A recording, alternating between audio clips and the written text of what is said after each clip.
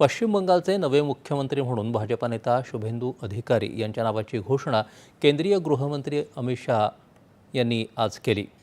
कोलकाता इथं आज भाजपा विधिमंडळ पक्षाच्या सदस्यांची शहा यांच्या अध्यक्षतेखाली बैठक झाली। त्यात एकमतानं अधिकारी यांची निवड करण्यात आली। बंगालचा हा विजय अनेक दृष्टीनं महत्त्वाचा आहे।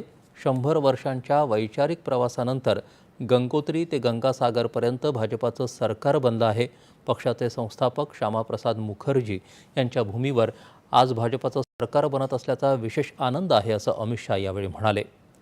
बंगालच्या जनतेनं जो विश्वास आणि अपेक्षा आमच्याकडून व्यक्त केल्या आहेत त्या पूर्ण करू अशी ग्वाही त्यांनी दिली। हा विश्वास कधीही कमी होऊ देणार नाही, असं त्यांनी सांगितलं।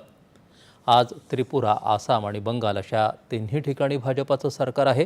त्यामुळे इथे होणारी घुसखोरी आणि गो तस्करी पूर्णपणे बंद होईल अशी ग्वाही देत भारताची सीमा आता सुरक्षित असेल, असं आश्वासन त्यांनी दिलं।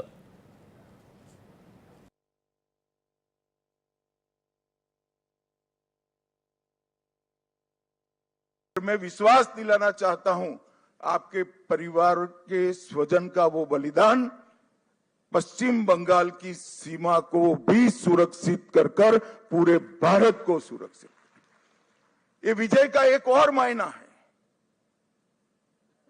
आज त्रिपुरा में हमारी सरकार है, असम में हमारी सरकार है और बंगाल में भी अब हमारी सरकार बनी है।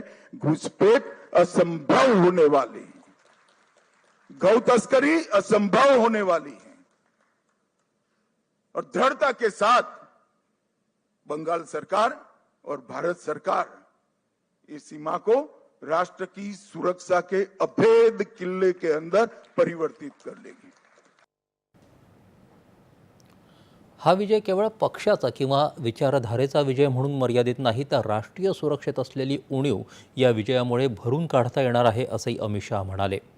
डाव्या आणि त्यानंतर ममता बॅनर्जी यांच्या सरकारच्या काळात जे क्रौर्य आणि हिंसा इथल्या जनतेनं अनुभवलं, त्यानंतर ज्या प्रकारचा प्रतिसाद मतातून आम्हाला मिळाला आहे, भय संपवून बंगालच्या जनतेनं दिलेल्या या पाठिंब्याबद्दल त्यांनी हात जोडून जनतेचे आभार मानले।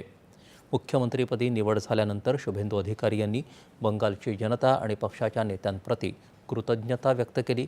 कार्यकर्त्यांच्या कित्येक वर्षांच्या बलिदानाचं आणि कष्टाचं हे फळ असल्याचं सांगत जनतेच्या अपेक्षा आपण पूर्ण करू, असं आश्वासन त्यांनी दिलं।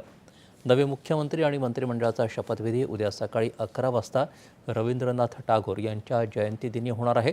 त्यासाठी कोलकाता इथं ब्रिगेड परेड मैदानावर जय्यत तयारी सुरू आहे। यासाठी कडक सुरक्षा व्यवस्था ठेवण्यात आली आहे। पंतप्रधान नरेंद्र मोदी, केंद्रीय गृहमंत्री अमित शहा यांच्यासह भाजपाचे वरिष्ठ नेते तसंच इतर भाजपा शासित राज्यांचे मुख्यमंत्री देखील शपथविधी समारंभाला उपस्थित राहण्याची अपेक्षा आहे।